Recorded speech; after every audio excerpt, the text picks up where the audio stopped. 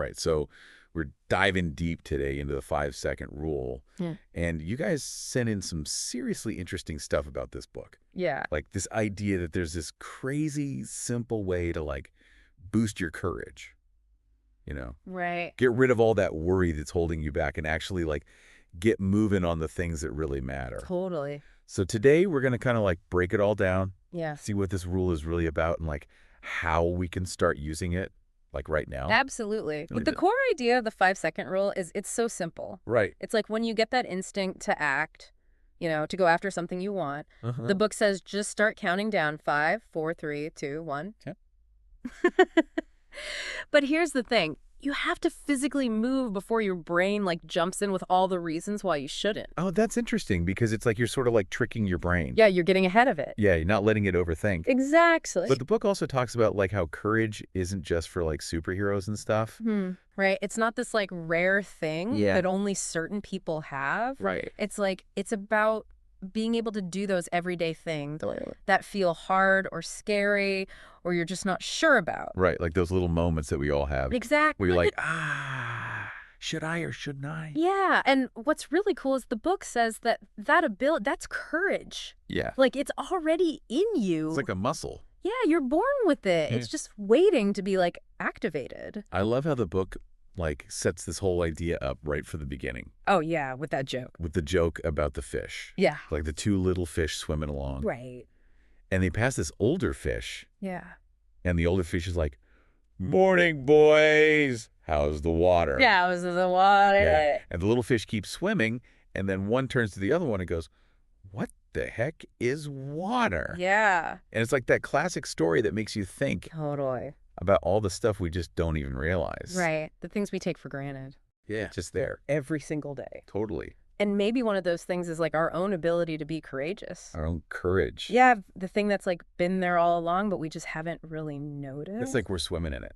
Exactly. I think it helps to understand where this whole like 5-second rule idea comes from. Right. To know a bit about the author and Yeah. her journey. Like her path wasn't exactly straightforward or Yeah, anything. not at all. She started out in tech. Yeah. Startups. Like fast-paced startups. Yeah, totally different world. And then she got into coaching. Helping people with their careers and stuff. All sorts of things. Yeah. Helping people figure things out. Right. But then she gets into media. And that was totally unexpected. Like a total accident. Right. It all started with this article about her coaching. Somebody at CNBC saw it. Yeah. And then like one thing led to another. Yeah. Phone calls, screen tests. Boom. Development deal with ABC. And a radio show. Her own call-in show. But she talks about how like it wasn't all easy. Right. She was a mom of 3. 3 kids. Commuting to New York, sometimes sleeping on people's couches. Yeah, crashing at friends' places, just trying to make it work. Still coaching clients. To make ends meet. Like hustling. To show us how tough it can be. To go after something new. Yeah, to make a big change. It's like you face all these obstacles. Totally. So she's in this crazy time. Yeah, feeling stuck. Stuck in her life, stuck in her thinking. Yeah, and then this tiny little moment. Becomes this huge turning point. I love this part. She's watching TV. I got to go to bed. Right. And this commercial for a rocket launch comes on. And you know those countdowns. 5, 4, 3, 2, 1. Yeah. And then blast off. And it just like hit her. Yeah. Like that's it. That's the answer. I'm going to launch myself out of bed tomorrow. What a rocket. I'm going to move so fast. So fast. My brain won't even have time to like argue with me. That's brilliant. And it was this pure gut feeling. Right. She could have just ignored it. Easily. But she like listened to it. She acted on it. And it's not like she's saying to just follow every random impulse. Right. There's actual research behind this. This is where it gets really interesting. There's a bunch of studies. From like University of Arizona, Cornell, Duke. Yeah, they all found this link between setting goals Okay. and your brain like knowing when to act on them. So it's like if your goal is to be healthier. Right. And you walk by a gym. Suddenly you get this urge to work out. Yeah. It's like your brain's giving you a nudge. It's like, hey, remember that thing you wanted to do? Exactly. Here's your chance. That's so wild. And the book even talks about all these famous inventions that happened because people like paid attention to those little nudges. Those gut feelings. Yeah, like the match. Oh, yeah. It was discovered by accident. When a guy was stirring chemicals? Yeah, and this glob ignited when he tried to scrape it off. So random. Or Velcro. Oh, yeah, with the burrs. Yeah, he noticed how easily burrs stuck to his dog's fur. And he's like, I could use this. And then Post-it notes. Those came from a hymnal. The guy needed a bookmark that wouldn't damage the pages. Wow. And even the Frappuccino. What? Yeah, it started with this assistant manager at a Starbucks. Uh-huh. She had a feeling that a frozen drink would sell well on hot days.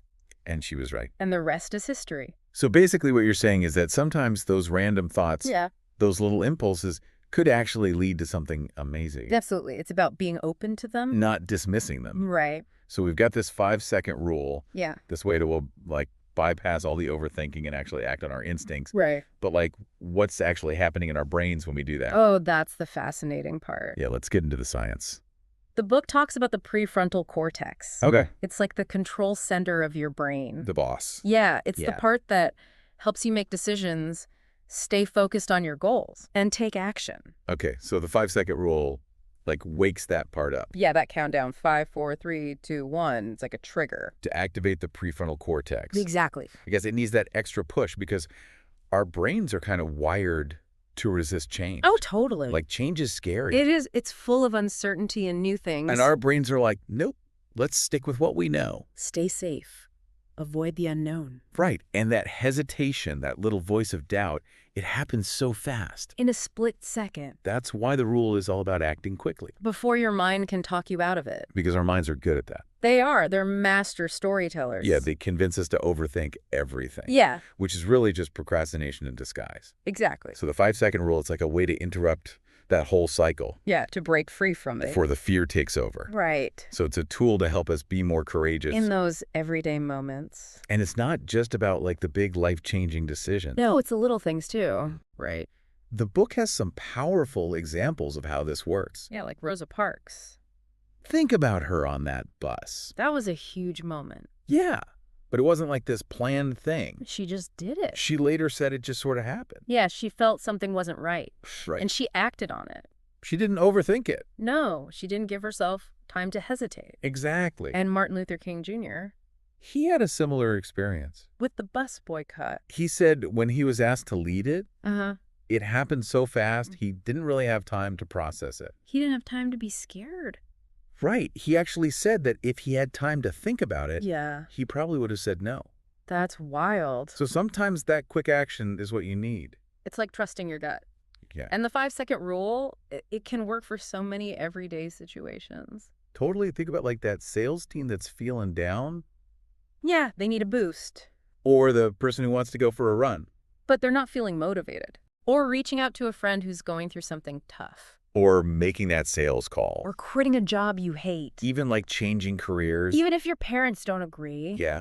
Or just saying, I love you. To someone you love. It's those little acts of courage. They make a difference. It's you rarely regret taking action. Right, even if it doesn't go perfectly. But you do regret holding back. Yeah, missing those opportunities. Like the saying goes, you miss 100% of the shots you don't take. Exactly. But that fear of failure can be so paralyzing. Totally. The book gives this example of the author's daughter.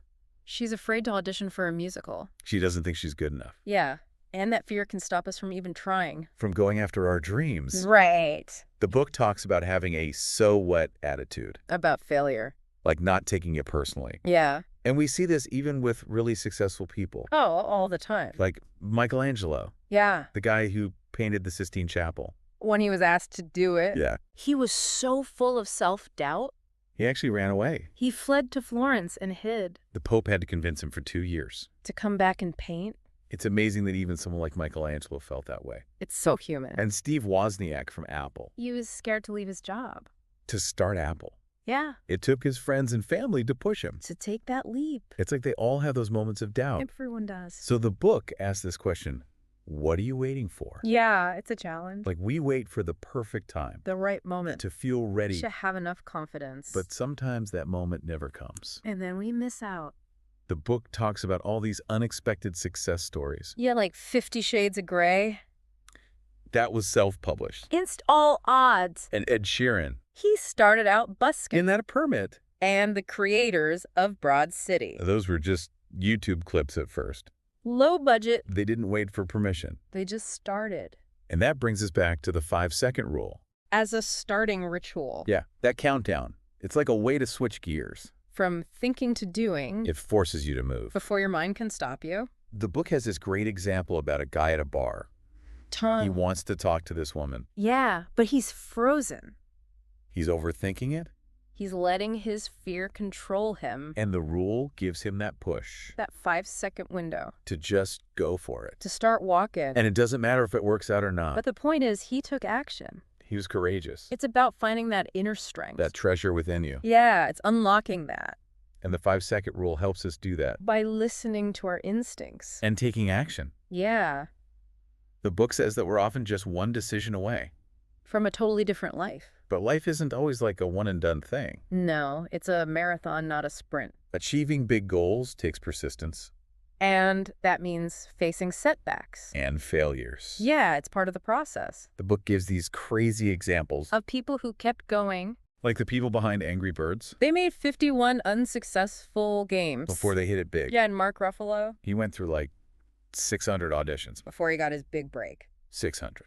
And Babe Ruth. The home run king. He struck out over 1,300 times. Wow. James Dyson. The vacuum guy. He made over 5,000 prototypes. And Picasso. Over 50,000 works of art. It's like they all failed a ton. But they didn't give up. So the rule helps us act. Even when we don't feel like it. And that takes us to this whole idea of feeling in action. Yeah, it's not just about willpower. There's this connection between our emotions and our decisions. The book talks about research on people with brain damage. Specifically, damage to the part that connects feelings to decisions. They struggle to make even simple choices. Like what to eat? Yeah, it shows how crucial that link is. So even when we think we're being logical... There's probably some emotions in there too. Yeah, but the book says there's a difference. Between having a feeling and acting on it. Right. You can't always control how you feel. No, you might feel tired or anxious. But you can choose how you respond. And what action you take. Like professional athletes. They train themselves to push through those feelings. Even when they're tired or in pain. They know that feelings are just suggestions. Not orders. And it's not just athletes. Lin-Manuel Miranda. The guy who created Hamilton. He spent 6 years writing it. And he dealt with tons of self-doubt. Everyone does. The difference is successful people keep going. They take action even when they feel scared. So how can we use all of this? In our own lives. Yeah. The book gives a bunch of practical examples. Like sharing ideas. It's so easy to get caught up in our heads. Yeah, we worry about what others will think. But the rule encourages us to just get those ideas out. Before we overthink them. Whether you say them out loud. Or write them down. Just get them out there. And then there's the dreaded alarm clock. The book says get out of bed immediately. As soon as it goes off. It builds willpower. And starts your day strong. Snoozing is just procrastination. It's like delaying the inevitable. And it doesn't really help. It's better just get up. And take control of your morning. The book says those first few hours after you wake up are the most productive. The author keeps her phone in the bathroom. So she doesn't get distracted. Yeah. And she also recommends planning your quitting time. For work. Yeah, like having a set time to stop. It helps you focus during the day. And ensures you get enough rest. And time with family. It's like work expands to fill the time we give it. Exactly. And the book talks about different types of procrastination. There's destructive procrastination. Which is avoiding things we need to do. And then there's productive procrastination. Which is actually beneficial. For creative projects. It lets our minds wander. And make connections. So it's okay to procrastinate sometimes. As long as it's the right kind. But for many people, the biggest obstacle is getting out of their own heads. Yeah, we get in our own way. The book talks about this PhD student. Who's struggling to finish her dissertation. Even though she wants to. She's her own worst enemy. And it's like that for so many people. We're the ones holding ourselves back. The book says to forgive yourself. For past procrastination. And focus on the future you. The person you want to become. That can be a powerful motivator. It's like a vision board. And even small steps. Can create momentum. Like taking a class. It could lead to certifications. New conversations. Opportunities. And even a new career. Like that banker in London. He took a finance class just for fun. And it changed his whole life. And then there's pursuing our passions. Yeah, that's where the 5-second rule can really shine. Because it often involves doing things that feel uncomfortable. Like Todd, who wanted to be a PE teacher. His parents were totally against it. But he went for it anyway. It's like trusting that inner voice. That's guiding you. And remembering that the treasure is within you. It's your own power and potential. And there's no expiration date on that. You can discover it at any time. The book also talks about how courage can strengthen our relationships. It's about more than just words. Yeah, it's about actions. Showing people what you care about. And asking tough questions. Even when it's hard. The author tells this story about her dad. Yeah. She was texting him. Just a casual conversation. And then she realized something wasn't right. So she asked him. Dad, are you scared? And it led to this really deep conversation. They discovered he had a brain aneurysm. And needed surgery. Her courage to ask that question. Potentially saved his life. It's like we shouldn't wait for the right time. To have important conversations. Just like, do it now. And the 5-second rule can help us reach out. To people we haven't spoken to in a while. Family members. Friends. It's that push we need. Yeah, to break the silence. And it's about doing what you know is right. Even when it's tough. Like the woman who chose to get a divorce. Even though it was hard. She knew it was the best thing for her. To live a more authentic life. And then there's this story about a young man. Who texted his friend. Telling him how much he loved him. Just hours before he died. It's a reminder to say the important things. Don't wait. Because you never know what tomorrow will bring. So the book is really all about the power of you. Yeah. It shares all these stories of everyday people. Doing amazing things. Quitting jobs. Starting businesses. Applying for dream roles. Speaking up. Saying, I love you. Taking chances. And the alternative is kind of terrifying. Living on autopilot. Missing out on who you could be. Never taking risks. And ultimately, dying with regret. The book says it's never too late. Like that 44-year-old who enrolled in finance classes. And the person who started walking again. After a huge loss. It's about practicing courage. Every single day. And realizing that your life can change the world. Your actions have a ripple effect.